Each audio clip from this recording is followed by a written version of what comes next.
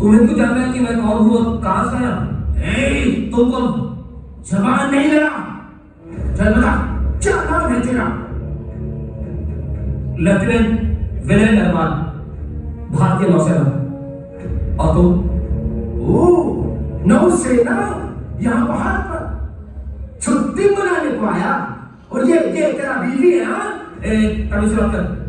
ये देखो, बंदूक नीचे करो, बंदूक नीचे करो। पूछना है आराम से पूछ लो, बंदूक नीचे करो। बंदूक बेटा नीचे करूंगा जब मेरा मन करेगा, तुम मुझे मत सिखा कि मैं क्या करूं। विनय नरवाल, नाम से तो तू हिंदू ही लगता है, लेकिन मैं तेरे मुंह से सुनना चाहता कि तू हिंदू है या मुसलमान।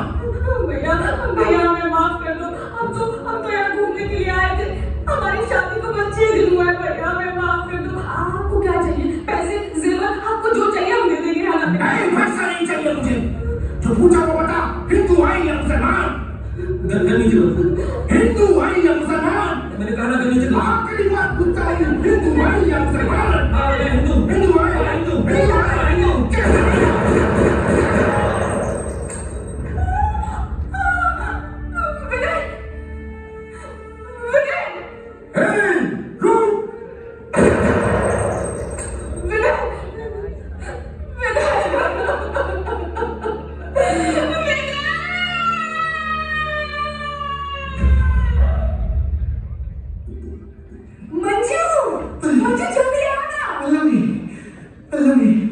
कितना तेज भागती हो तुम।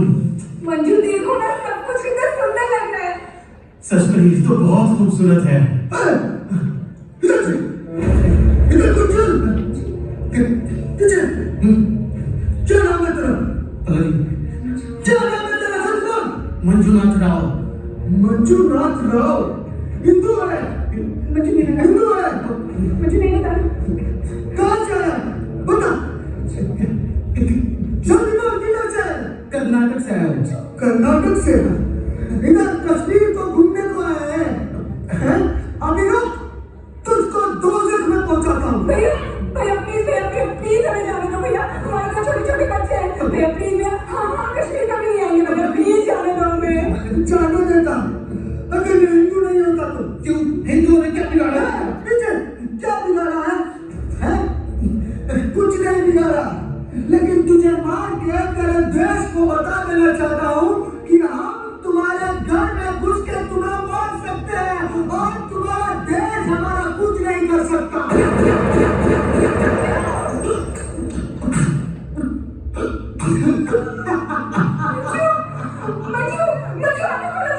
मजू अल्लाह को प्यारा हो गया। मजू आने वाला, मजू इंतजार कर रहे होंगे। मेरे पति को मार दिया, मुझे भी मार दो प्लीज। मैं जीकर क्या करूंगी, मुझे भी मार दो। नहीं, तुझे नहीं मारेंगे, तुझे जिंदा रखेंगे ताकि तू उस मोदी को जाके बता सके कि हम तेरे घर में घुस के तुम्हें मार सकते हैं।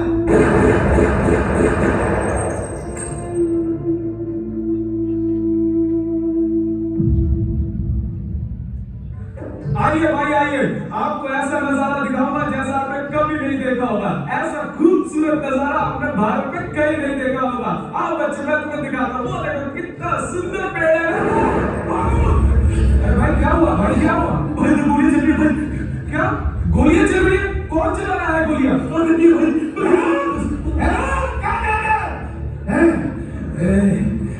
कश्मीरी दिखता है भाई निर्दोष लोग हैं भाई, इन्होंने किसी का क्या बिगाड़ा है भाई?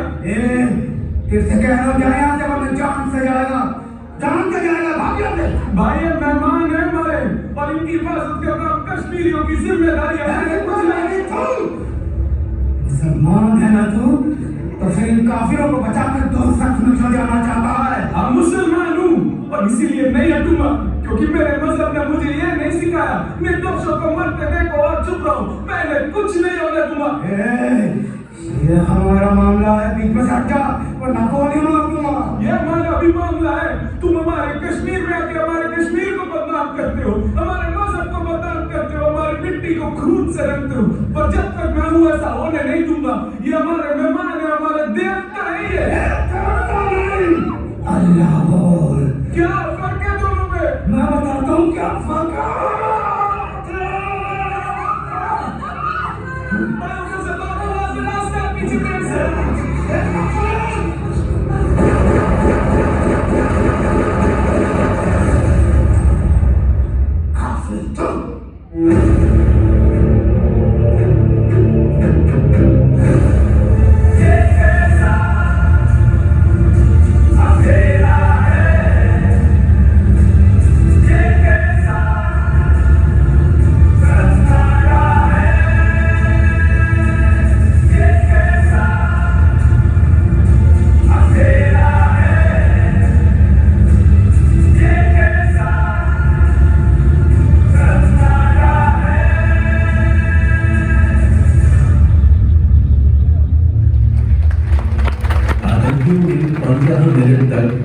36 राउंड फायरिंग हुई, 26 लोग मौत के घाट उतार दिए गए।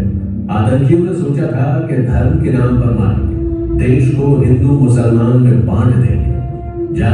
जाकर मोदी को बता देना, ये कहा था उस आतंकी ने हमारी बेटी पल्लवी को। तो इसका जवाब तो हमारे प्रधानमंत्री नरेंद्र मोदी को देना ही था। प्रधानमंत्री नरेंद्र मोदी उस वक्त सऊदी अरब में थे। खबर मिलते ही उन्होंने दौरा बीच में छोड़ा और सीधे दिल्ली लौटे। अगले दिन प्रधानमंत्री मोदी जी ने कहा, जो इस हमले के जिम्मेदार हैं, उन्हें उनकी सोच से भी बड़ी सजा मिलेगी।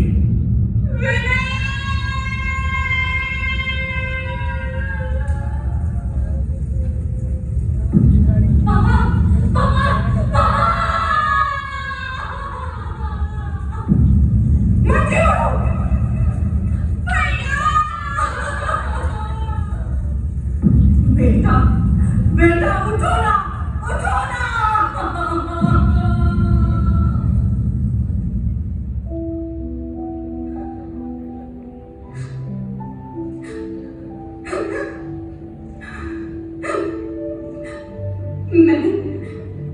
मैं हिमांशी नरवाल हूँ, लेफ्टिनेंट विनय नरवाल की पत्नी। वो पत्नी जिसके स्वार्थ को उसकी आंखों के सामने उजाड़ दिया गया। भारतीय नौसेना में सेवा करना उनका सपना था और उसकी वर्दी पहनना उनके सपने का सच होना था। वो जब भी वर्दी पहनते थे ना, तो उनकी आंखों में एक चमक होती थी, ऐसी चमक जो मैं कभी नहीं भूल सकती। मुझे तुम्हारी याद आती है विनय, मुझे तुम्हारी बहुत याद आती है। मुझे तुम्हारे साथ सिर्फ 6 दिन नहीं, बल्कि पूरी जिंदगी बितानी थी। कितना कुछ था जो हमने सोचा था, कितना कुछ था जो हमें साथ मिलकर करना था। छुट्टियों की प्लानिंग, बच्चों के नाम, सब कुछ तो सोच लिया था। पर मुझे क्या पता था कि तुम ऐसे चले जाओगे।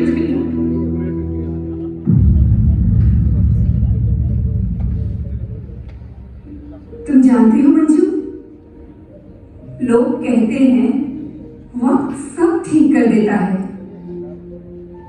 लेकिन मुझे लगता है वक्त सिर्फ इंसान को जीना सिखाता है, दर्द कम नहीं करता।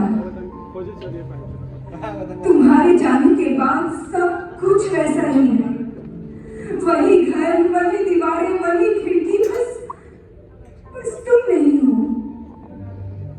और तुम्हारे बिना सब कुछ कितना खाली लगता है, ये मैं किसी को नहीं समझा सकती। सुबह उठती हूँ तो लगता है कि तुम ऑफिस जाने के लिए तैयार हो रहे होगे और अभी आवाज दोगे, पल्लवी पल्लवी मेरी घड़ी कहाँ है। लेकिन फिर अचानक याद आता है, तुम अब कभी आवाज नहीं दोगे। राहुल तुम्हारे बारे में पूछता है, मम्मी पापा कब आएंगे? और मैं बस उसे सीने से लगाकर रोने लगती हूँ।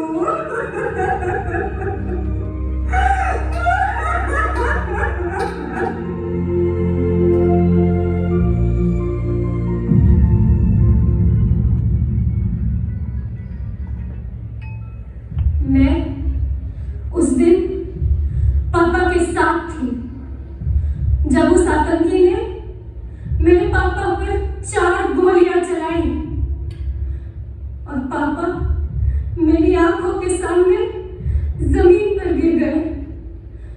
मम्मी रोने लगी और मैं बस देखती रही। मेरा पूरा शरीर जम गया था, पाँव नहीं हिले, आवाज नहीं निकल रही थी, सांस भी जैसे एक पल के लिए रुक गई थी। मुझे कुछ समझ नहीं आ रहा था ये क्या हुआ। मैं बस पापा को देख रही थी और पापा की आंखें धीरे धीरे बंद हो रही थी। मम्मी चिल्लाई, कोई है, कोई प्लीज हमारी मदद करो, कोई है यहाँ पर तो हमारी मदद करो, प्लीज इन्हें बचा लो। लेकिन वहां कोई नहीं आया। जो थे वो अपनी जान बचाकर भाग रहे थे। पापा, पापा उठो ना, पापा, पापा उठो ना, प्लीज पापा, आगे खोलो ना पापा।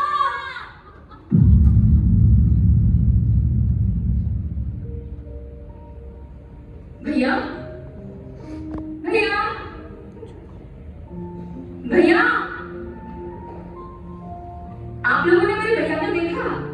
मेरे भैया मुझसे 3 साल बड़े थे। मैं जब भी किसी परेशानी में होती या मुझे कभी भी किसी भी चीज की जरूरत होती तो वो हमेशा से मेरे साथ खड़े होते थे। मैं जब भी उनके साथ होती मुझे ऐसा लगता मैं दुनिया की सबसे सेफ जगह पर। वो मुझे कभी कुछ नहीं होने देंगे। पता है, उनकी आवाज में एक अजीब सी ताकत थी, एक भरोसा। जब भी भैया राखी पे घर आते तो मैं ये लंबी लिस्ट उन्हें दे देती और कहती, जब तक आप मेरी लंबी लिस्ट पूरी नहीं करोगे ना, मैं आपको राखी नहीं बांधने वाली। पता है क्या कहते? कोई लिस्ट पूरी नहीं होगी। लेकिन फिर मेरे लिए सब ले आते। मैं दौड़ के जाकर उन्हें ऐसे गले से लगा देती। बहुत प्यार करते थे मेरे भैया मुझसे। जिस दिन पहलगाम की खबर आई, मैंने मानने से इनकार कर दिया। ऐसा हो ही नहीं सकता। मैं उसका नंबर मिलाती रही, 1 बार, 2 बार, 10 बार, 20 बार, 100 बार, 1000 बार, बार वही रिकॉर्डिंग आवाज से नंबर उपलब्ध नहीं है, ये नंबर उपलब्ध नहीं है। मेरा दिमाग में कोई तैयार नहीं था। मैंने सोचा पहाड़ों में नेटवर्क नहीं हो जाऊंगे, भैया भी कॉल करेगा, बोलेगा बेटा मैं आ जाऊंगा मुझसे। लेकिन वो नहीं आए और मुझे पता है मेरे भैया कभी नहीं आएंगे, वो कभी नहीं आएंगे।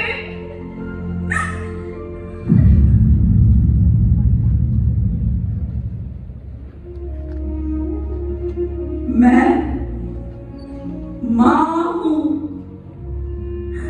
एक अभागी माँ। वो अभागी माँ जिसके सामने उसके बेटे को मार दिया गया और मैं कुछ नहीं कर पाई। लोग कहते हैं मुझे तुम पर गर्व होना चाहिए। हाँ, मुझे तुम पर गर्व है, लेकिन मुझे इस गर्व से नफरत होती है। इस गर्व ने मुझसे मेरा बेटा छीन लिया।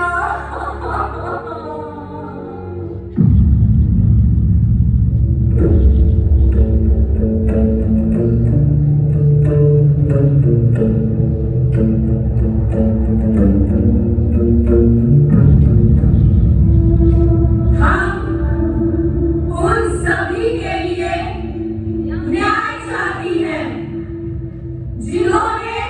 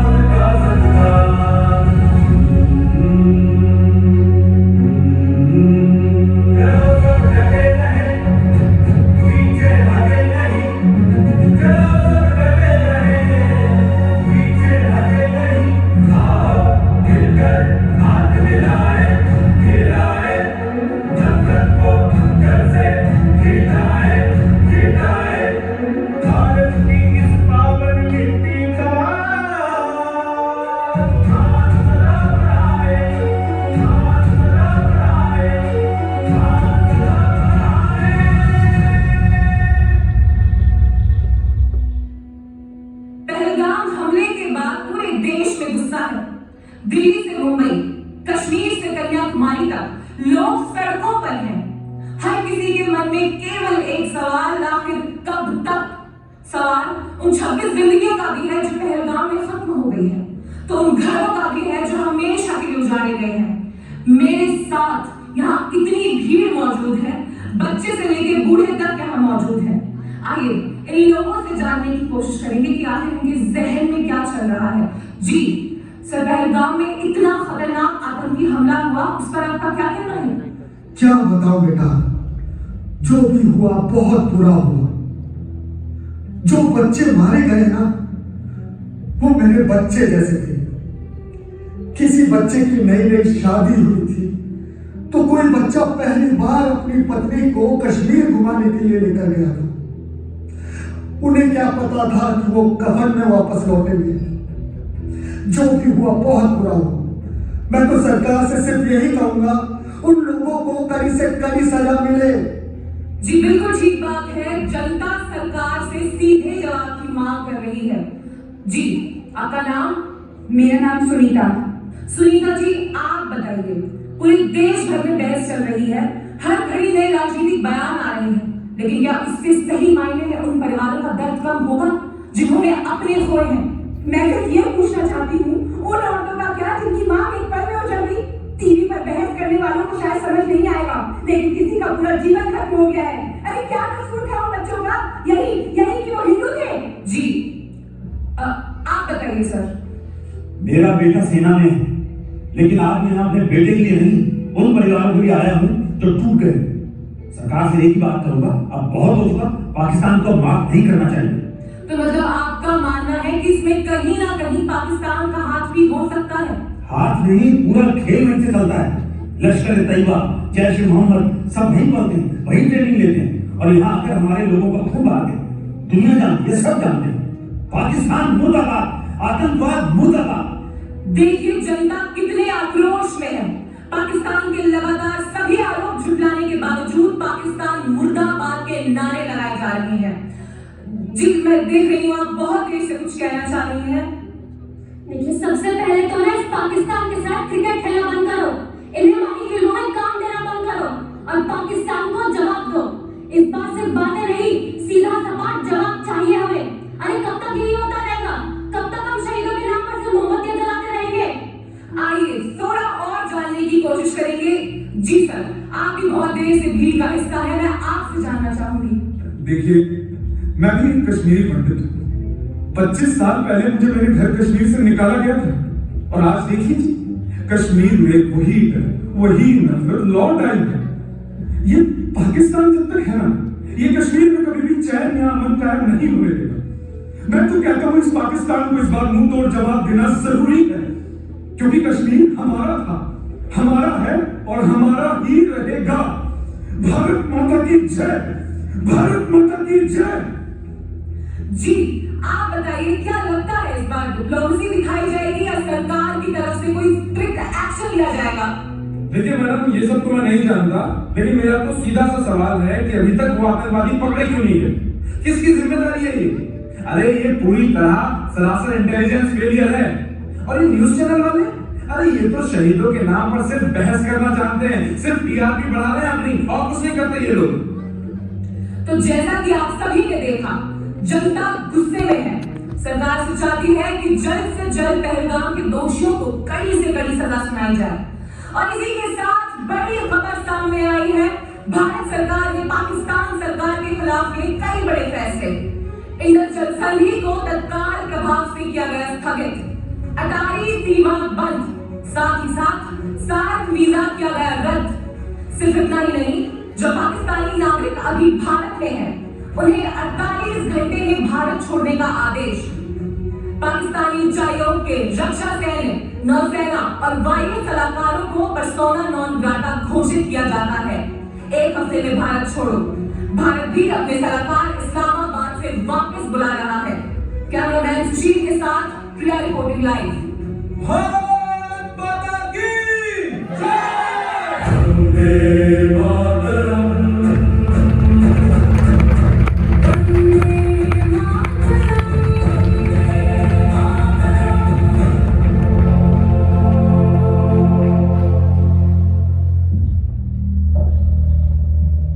पहलगाम के बाद सिर्फ भारत नहीं बदला था, पूरा माहौल बदल चुका था। दुनिया की नजर अब दक्षिण एशिया पर टिक गई थी। हर अंतरराष्ट्रीय चैनल, हर अखबार, हर सरकार बस एक ही सवाल पूछ रही थी, क्या भारत जवाब देगा? उधर पाकिस्तान की सेना भी समझ चुकी थी कि अब कुछ होने वाला है, कुछ बड़ा। उनकी आंखों में पहली बार डर था कि शायद इस बार जवाब सीमा पर रुकने वाला नहीं है। पाकिस्तान के पूरे आर्मी कैंप में हड़कंप मच गया था। जनरल्स बैठकें कर रहे थे, इंटेलिजेंस रिपोर्ट्स आ रही थी। हर रिपोर्ट में एक ही बात थी, भारत कुछ करने वाला है। या खुदाया, आखिर ये इंडिया चाहता क्या है? क्या चाहता है इंडिया? इंडस बन, अटारी बन, वीसा बन, हमारी सलाहकार वापस, ये सब अलग अलग फैसले नहीं है।